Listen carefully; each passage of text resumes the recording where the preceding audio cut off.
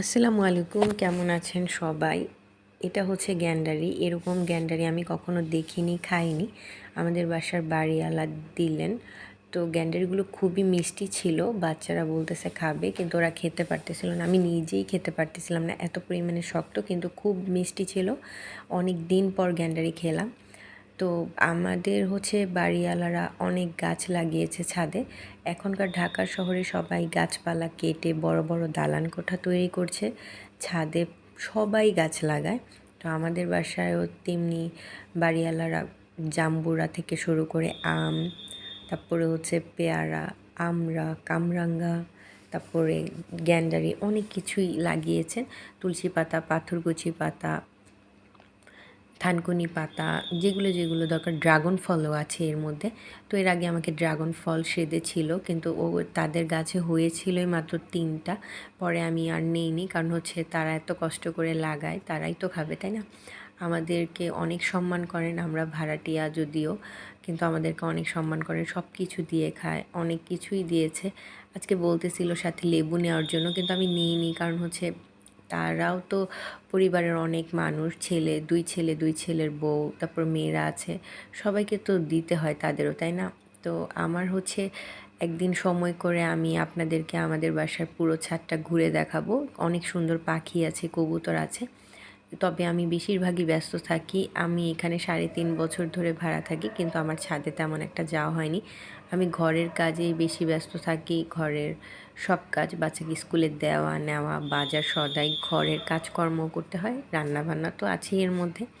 তো যদিও অল্প মানুষ, তেমন কিছু রান্না করতে হয় না, কিন্তু অনেক কিছুই করতে হয় টুকটাক, অল্প অল্প করে, কিন্তু অনেক রান্নাবান্না করলেও সময় চলে যায়। একবারে করা যেটা, বেশি রান্না করলে বেশি সব কিছু করতে হয়, কাটাকাটি, ধোয়া পাকলা। আবার কম রান্নালেও কিন্তু সব ধোয়া পাকলা করেই, কাটাকাটি করেই রান্না করতে হয়, যার কারণে সময়টা একটু সেমই লাগে।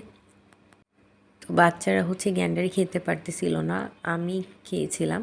ছোটোবেলায় এক বান্ধবীর গ্রামের বাড়িতে গিয়েছিলাম। তো ও হচ্ছে আমাকে নিয়ে গিয়েছিল। তো তাদের গ্যান্ডারি ছিল, সেখানে গিয়ে আমরা গ্যান্ডারি কেটে খেয়েছিলাম। তো ওটা ছিল যশোরে, অনেক দূরে। আমি আসলে তেমন দূরে দূরে কোথাও যাওয়া হয়নি আমার। বিয়ের পরে তো কোথাও আমার ঘুরতে যাওয়া হয় না। বিয়ের আগে যত জায়গায় ঘুরেছিলাম সেটাই ভালো ছিল, অনেক কিছু দেখতে পেরেছি। আর এখন হচ্ছে রান্না বান্না সব কিছু মিলে বাচ্চাদের সামলানো, কোনো জায়গায় যাওয়াই হয় না। আশেপাশে এত ঘোরার জায়গা আছে, কিন্তু সেখানেও যাওয়া হয় না। যাই হোক, বাচ্চাদের জন্য তরকারিতে একটু আলু দিতে হয়। অনেকেই আলু পছন্দ করে না, আমার স্বামীও পছন্দ করে না, কিন্তু কিছু করার নেই, কারণ বাচ্চারা হচ্ছে তরকারিতে একটু আলু দিলে ওরা খেতে পারে, না হলে এত ঝালটা ওরা আসলে নিতে পারে না। সব ধরনের পুষ্টি তো মাংসে থাকে না, যেহেতু, যার কারণে একটু আলুটা দিলে পুষ্টিগুণটা কিছু একটা পাওয়া যায় আর কি। তো যাই হোক, ঘরের হচ্ছে সব গোছানো শেষ। আর কয়েকদিন যাবৎ খুব বৃষ্টি হচ্ছে, যার কারণে হচ্ছে একটু রোদ একটু বৃষ্টি, আর ঘরটা একটু ছেঁচেতে। তো যার কারণে হচ্ছে আমার তেমন একটা ভালো লাগে না। রোদ উঠলে আমার কাছে খুব ভালো লাগে। আর বাহিরের অবস্থা একদমই একটু কেমন কেমন মেঘলা টাইপ। তো এগুলো হচ্ছে ভালোই লাগে বৃষ্টির দিন, কিন্তু বাহিরে যেতে মানে চলাচল করতে আমার তেমন ভালো লাগে না বৃষ্টির দিনে। আবার ঘরে তেমন একটা ভালো লাগে না, কারণ সব কিছু কেমন যেন লাগে। তো যাই হোক, সবার পছন্দ রুচি এক তো না, যার কারণে আমার সব কাজ শেষ। আমি একটু ঘরটা ঘুরে দেখাচ্ছিলাম। আমার বাসার ফ্যানগুলো এত পরিমাণে ময়লা হয়েছে, আমি সময় পাচ্ছি না সেগুলো পরিষ্কার করব। তবে আমি একটু চাই যে সব সময় পরিষ্কার পরিচ্ছন্ন থাকতে।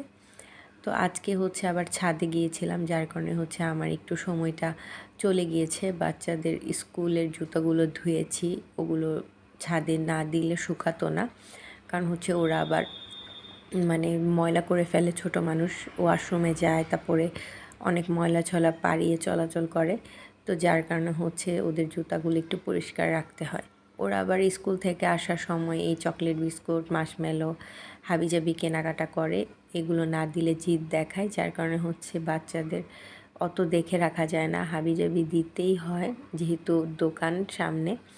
আর হচ্ছে এগুলো দোকানের সামনেই থাকে। আজকে এই পর্যন্তই, সবাই ভালো থাকবেন, আল্লাহ হাফেজ।